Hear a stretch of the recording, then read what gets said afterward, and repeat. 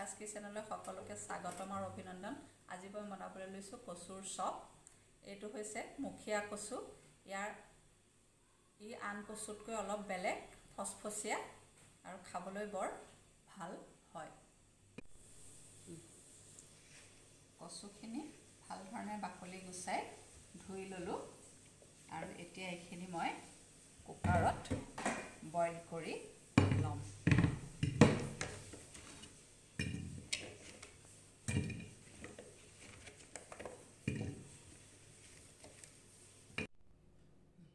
কচুখিনি বইল কৰা হৈ গৈছে। এইখিনি ভাল ধৰণেৰে বইল হৈছে একেবাৰে, আৰু অকণো আঠা নাইকিয়া, আলুৰ দৰেই ফচফচীয়া।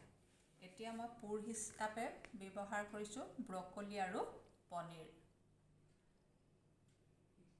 আন উপকৰণ হিচাপে লৈছোঁ কেপচিকাম কুটি লোৱা, ধনিয়া মিহিকৈ কুটি লোৱা, জলকীয়া মিহিকৈ কুটি লোৱা, আদা মিহিকৈ কুটি লোৱা আৰু নহৰু মিহিকৈ কুটি লোৱা। তাৰোপৰি মছলা হিচাপে ব্যৱহাৰ কৰিছোঁ গৰম মছলা, আদাৰ গুড়ি, আমচুৰ পাউডাৰ, জিৰা পাউডাৰ, চাট মছলা আৰু চিলি ফ্লেক্স, হালধি, নিমখ। ব্ৰকলিৰ ঠাৰিখিনি ব্যৱহাৰ নকৰোঁ, ওপৰৰ ফুলখিনি মিহি মিহিকৈ কুটি ল'ম।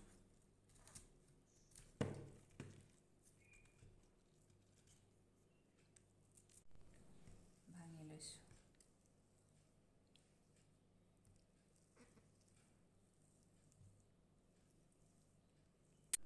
পেনখন গৰম হৈছে। ইয়াত মই অকণমান অলিভ অইল দিছোঁ, অন্য তেল ব্যৱহাৰ কৰিব পাৰিব।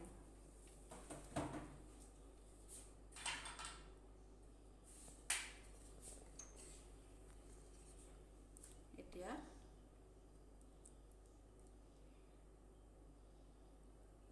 তেলত মই নহৰুখিনি দিছোঁ।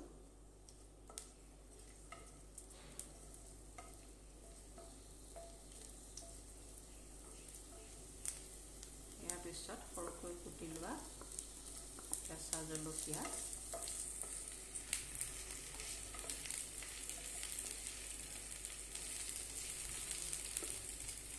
কেপচিকাম,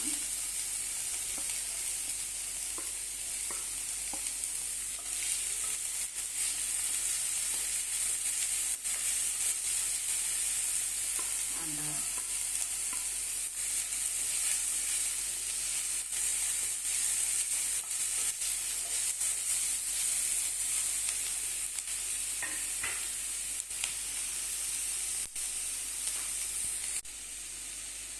হালধি,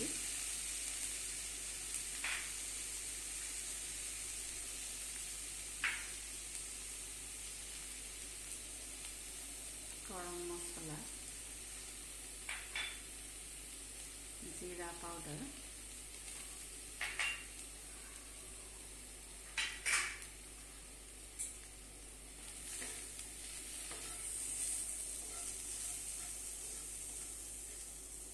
ব্ৰকলি,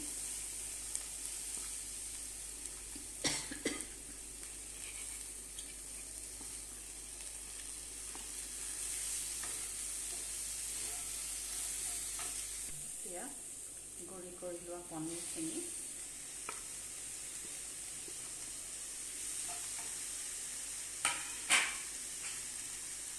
প্ৰয়োজন মতে নিমখ,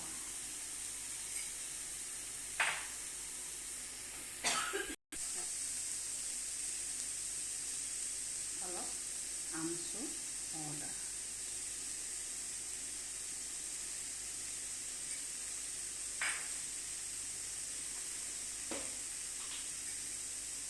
আৰু অলপ চাট মছলা।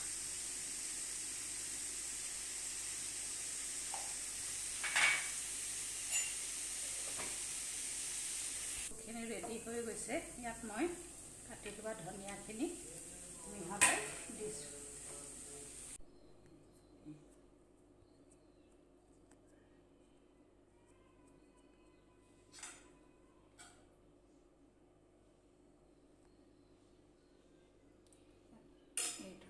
ভৰাই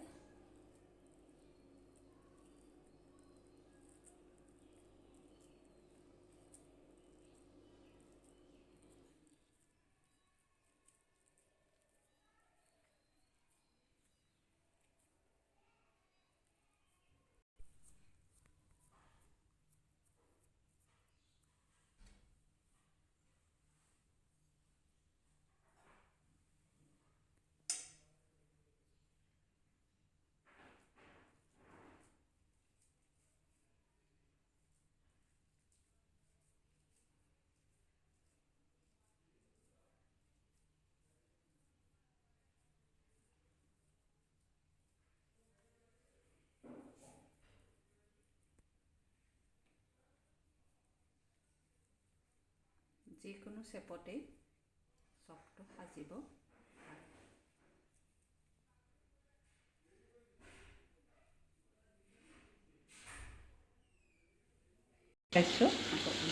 আকৌ দেখাইছোঁ এইদৰে কৰ্ণফ্ল'ৰ লেটিয়াই লৈ ব্ৰেড ক্ৰাম্ব সানি ল'ব। পুনৰ কৰ্ণত দি আকৌ এবাৰ দ্বিতীয়বাৰ ব্ৰেড ক্ৰাম্ব লগাই ল'ব। চপটো প্ৰথমে কৰ্ণত লেটিয়াই ব্ৰেড ক্ৰাম্বছত সানি ল'ব।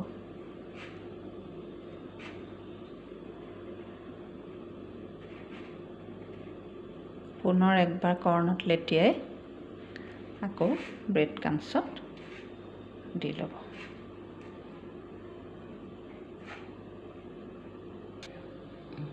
ইয়াক তেলত দি দিব।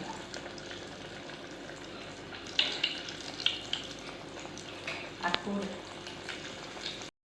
দি দিব।